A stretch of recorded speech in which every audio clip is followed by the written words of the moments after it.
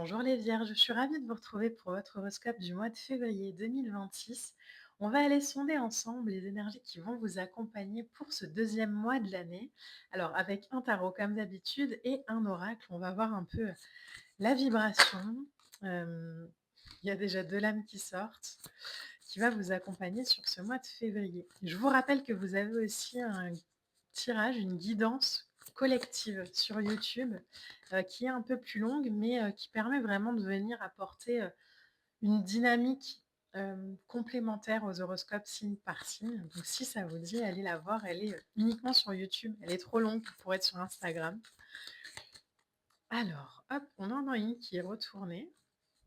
C'est marrant parce que j'étais en train d'y penser en plus au vide de couple là, pendant que j'étais en train de vous parler. On va voir s'il y en a d'autres ou si on commence juste avec ces trois-là. Hop, au moment où je dis ça, il y a un 9 de pentacle. Pas mal de 9, hein. Alors, on a une reine de coupe, on a un 9 de coupe. Ok, on a un 8 de coupe. Alors, on est dans du ressenti, dans de l'émotion. Un 9 de pentacle, ok.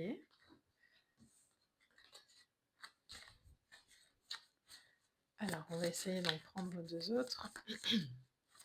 Il y a une vibration là dans votre tirage, vraiment de alors les coupes dans le tarot, c'est pas juste les émotions, hein.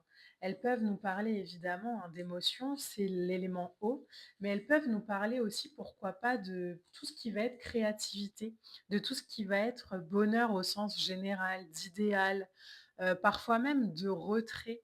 C'est, une énergie, un élément qui, a vraiment une forte vibration, d'amour, mais au sens large du terme. Là, vous avez un 8 de coupe, un 9 de coupe, une reine de coupe. Le 8 de coupe, c'est l'idée de changer de direction. C'est l'idée d'avancer, de pourquoi pas remettre en question, de laisser le passé derrière soi. En tout cas, le 8 de coupe, lui, il marche toujours vers son idéal. Donc, il y a vraiment cette sensation de... Là, je le vois vraiment comme un rituel. J'ai brûlé ce qui me servait plus et maintenant, je peux aller vers ce qui va me satisfaire davantage. C'est l'idée de se retrouver soi-même, pourquoi pas, de se réorienter. D'autant plus que derrière, vous avez un 9 de coupe. Le 9 de coupe, c'est une des lames les plus chanceuses dans le tarot. Elle nous parle de réalisation de vœux. Vous m'avez peut-être déjà entendu le dire, mais c'est clairement la lame de la lampe du génie dans Aladdin.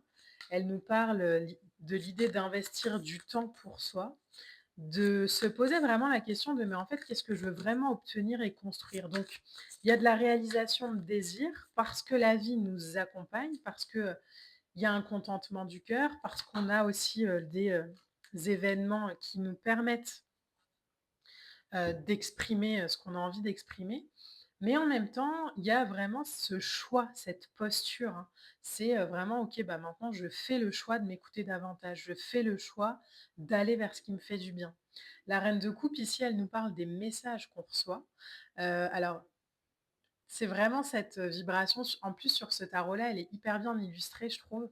C'est vraiment cette vibration de je me mets en posture comme ça, dans mes émotions, dans mon eau matricielle, pour pouvoir recevoir vraiment toutes les guidances, toutes les canalisations de l'univers, de la vie, de mes guides, de mes anges, peu importe. Vous voyez comment ça résonne pour vous.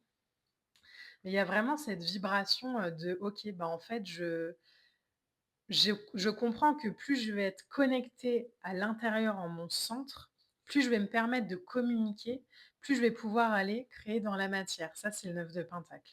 Le 9 de Pentacle, c'est tout ce qui est construit sur le long terme. Donc, il y a vraiment cette idée de, en fait, aujourd'hui, je veux construire quelque chose de solide. Pas parce que je pense que ça pourrait être bien, mais parce que je ressens que c'est à l'intérieur. Il y a vraiment cette richesse à portée de main qui nous demande aussi peut-être de la persévérance, qui nous demande peut-être d'oser, qui nous demande peut-être d'y aller. Mais en tout cas, on y va pour retrouver, j'ai la sensation, une autonomie, une indépendance. Le 9 de Pentacle, ça peut nous parler d'autonomie financière, pourquoi pas, mais ça peut aussi nous parler de nous ouvrir à des valeurs qui aujourd'hui sont plus humaines pour soi, qui sont davantage dans nos valeurs à nous, nos valeurs personnelles, et qui vont aller nous faire construire vraiment un plan solide sur pour l'extérieur. Il y a cette idée déjà de cycle qui part de l'intérieur pour se créer à l'extérieur et en plus, derrière, vous avez quand même la force et le roi de bâton. La force, c'est votre seul arcane majeur, hein, dans votre tirage. C'est, un arcane pareil, je pense que vous m'avez peut-être déjà entendu le dire, mais c'est le maître Yoda, hein, dans, Star Wars. Elle nous parle de maîtrise, de pulsion, elle nous parle de capacité à s'appuyer sur soi-même. Donc elle, elle est vraiment dans: «Je m'observe, mais je retombe plus dans mes schémas». C'est peut-être ça aussi le départ de: «OK, ça m'a servi un temps, mais là maintenant stop». C'est vraiment, en fait, je vois qu'il y a peut-être encore des fois une envie de réagir, de réaction. Mais en fait, aujourd'hui, ce que j'ai envie de construire sur le long terme, c'est, quelque chose de plus aligné à ce que je suis. Alors ça peut parler de valeurs, ça peut parler d'émotions, ça peut parler de projets, ça peut parler de relations. Ça peut aussi parler d'alignement intérieur, hein, en fait, je vais prendre les choses avec patience et diplomatie.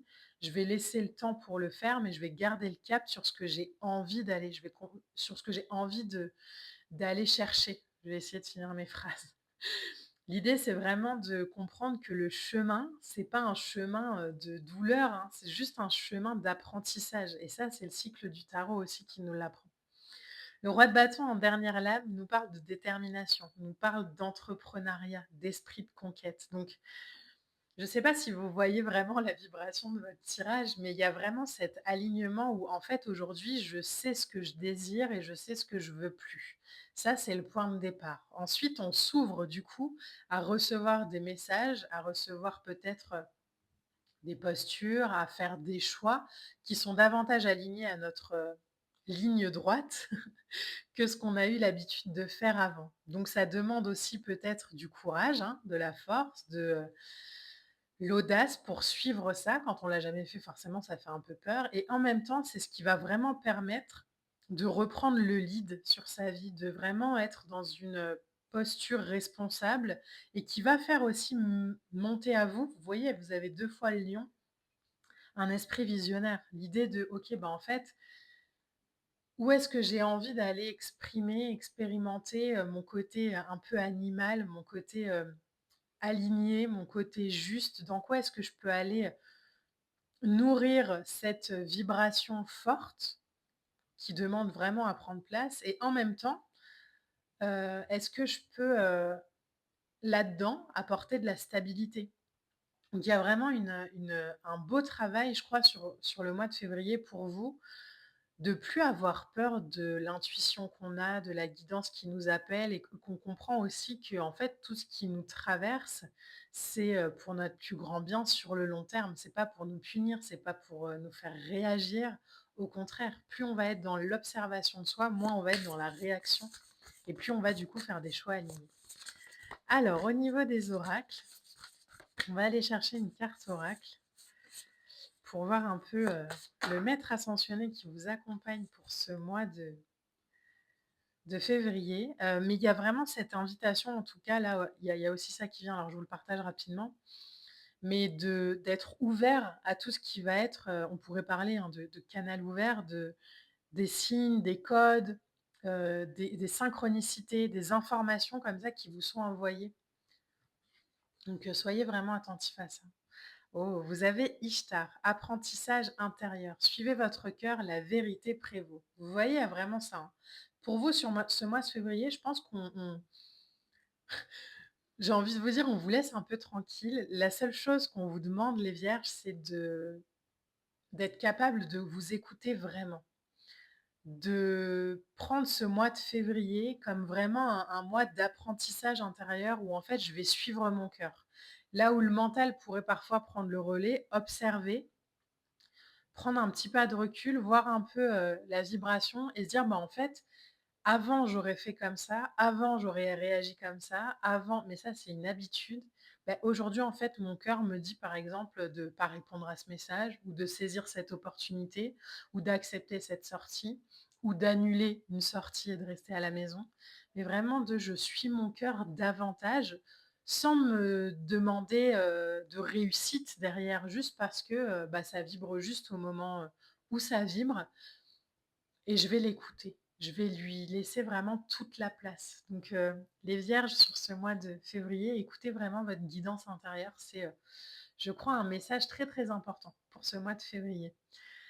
N'hésitez pas à liker, à partager, à commenter. On se retrouve très vite pour de prochaines vidéos. Moi, je vous embrasse et je vous dis à très bientôt. Bye.